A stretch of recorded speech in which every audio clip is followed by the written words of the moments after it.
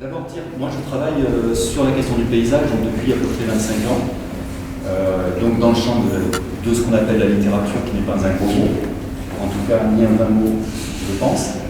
Ça m'amène à travailler sur des objets divers qui peuvent avoir la taille d'un département ou d'un fleuve. L'année dernière est paru par exemple ce livre qui s'appelle Rodéo qui traite du Rhône, mais parfois je m'aventure sur des territoires plus vastes. Par exemple, ce livre s'appelle La méthode Vassilière, il est assez récent et ça traite du plateau de 1000 vaches, pour ceux qui connaissent.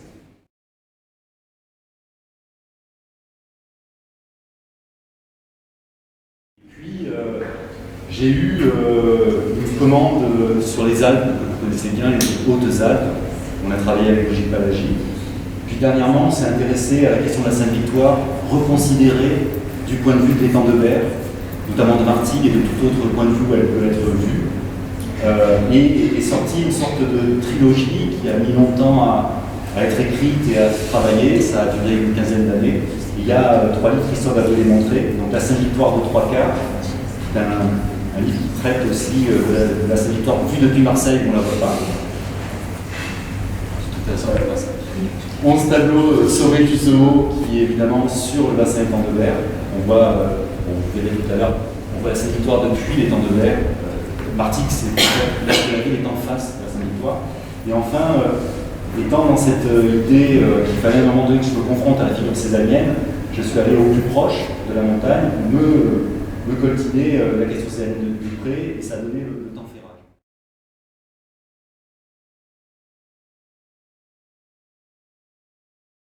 Pour un peu vous donner un ordre d'idée avec le 13 juin de vote que j'ai présenté tout à l'heure. Donc il y a une vingtaine d'ouvrages, ça commence à faire quelques livres. Et puis depuis un livre qui s'est appelé Une campagne, il y a 12-13 ans, je me suis mis à créer et à travailler avec Laure Ballester, que je vous présente, qui est à ma droite, et Christophe Roch, donc qui sont comédiens, avec l'idée qu'ils m'amèneraient en fait leur expérience théâtrale, leur expérience de comédien, dans mon expérience de lecteur, d'auteur-lecteur.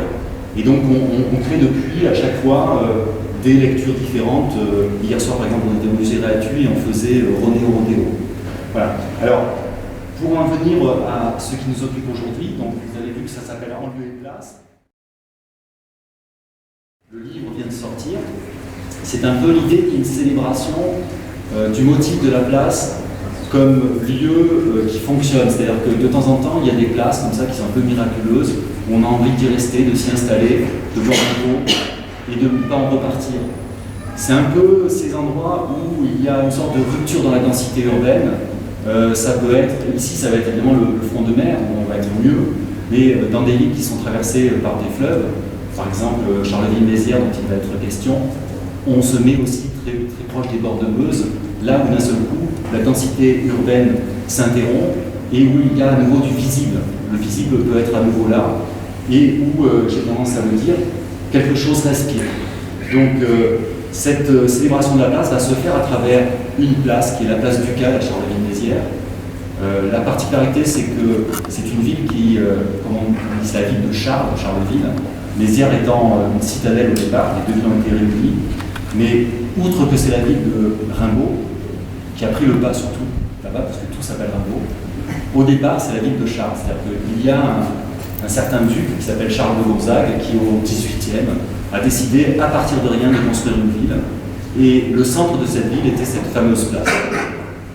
Il n'a pas tout à fait terminé, mais la place existe et résiste et respire, et c'est ce qu'on va vous faire entendre